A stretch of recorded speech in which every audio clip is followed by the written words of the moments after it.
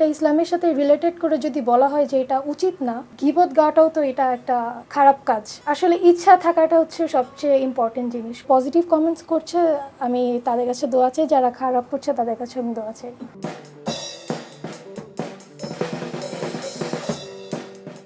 বিভিন্ন মানুষের বিভিন্ন রকম শখ থাকতে পারে, যারটা তার ইচ্ছা মতো করছে। যেমন আমার শখ আমি ড্রামস বাজাবো, এটা আমার ব্যক্তিগত ব্যাপার। এখন মানুষের ঠিক আছে, সবার সব রকম ওপিনিয়ন থাকবে, যে যা বলছে আসলে বলুক, আর আমার শখ আমি পূরণ করেই যাব। ওনাদের নেগেটিভিটির কারণে আমি এটা বন্ধ করব না। ফারুকি ভাইয়ার থেকে পেয়েছি, এরপর আদনান ভাইয়ার থেকে পেয়েছি, আরও কয়েকজনের থেকে পেয়েছি।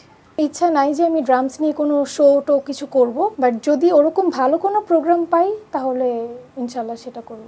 আসলে এই ভিডিওটা যে আসলে ভাইরাল হবে সেটা আসলে পুরোটা একদম আনএক্সপেক্টেড। তো ভাইরাল হওয়ার পরে হচ্ছে আমি অনেক বেশি সাপোর্ট পাই আমার ফ্রেন্ডস অ্যান্ড ফ্যামিলি সবার থেকে। এটা নিয়ে আসলে অনেক সমালোচনা হচ্ছে। তো নেগেটিভ যেসব কমেন্টসগুলো আসছে বা মানুষের যেসব নেগেটিভিটি আছে ওগুলো নিয়ে আমি আগেও বলেছি অনেকগুলো ইন্টারভিউতে যে আমার আসলে এগুলো নিয়ে কিছু আসে যায় না।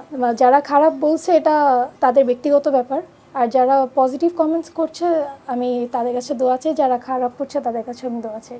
যদি এটা ইসলামের সাথে রিলেটেড করে যদি বলা হয় যে এটা উচিত না, তো আমাকে নিয়ে যারা সমালোচনা করছে, গীবত গাওয়াটাও তো এটা একটা খারাপ কাজ। তো এটা কি আমাদের ইসলাম আমাদেরকে বলে যে এটা করা উচিত বা কিছু? এটা কি ভালো জিনিস? আসলে আমি কোনো কিছু বুঝে ওঠার আগেই আমার বাবা মাকে ড্রামস এনে দেয়। সো কোনো কিছু আমি চিন্তা ভাবনা করার আগেই আমি জিনিসটা আসলে হাতে পেয়ে যাই, তখনই আর কি আমি এটা শিখে তারপর আস্তে আস্তে টুকটাক যতটুক পারি আগাই আর কি। জি, আমি গিটার পারি, ভায়োলিন পারি। আসলে ইচ্ছা থাকাটা হচ্ছে সবচেয়ে ইম্পর্টেন্ট জিনিস। কোনো কিছুর প্রতি যদি ইচ্ছা বা টানটা থাকে তখন এটা মানে শিখা বা হাতে চলে আসা খুব সহজ।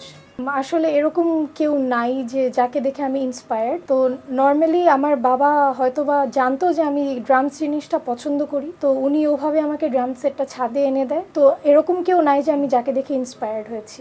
আসলে একটা মেয়ের সব রকম সাপোর্টটা আসলে থাকা উচিত বা পাওয়া উচিত। আমি আলহামদুলিল্লাহ আমার ফ্যামিলি থেকে কোনো রকম নেগেটিভিটি পাইনি। আমার বাবা মা আমাকে ফুল সাপোর্ট দিয়েছে। আজকে ওনাদের জন্যই আমি এই জায়গায় আছি, যতটুকু আছি ওনাদের জন্যই আছি।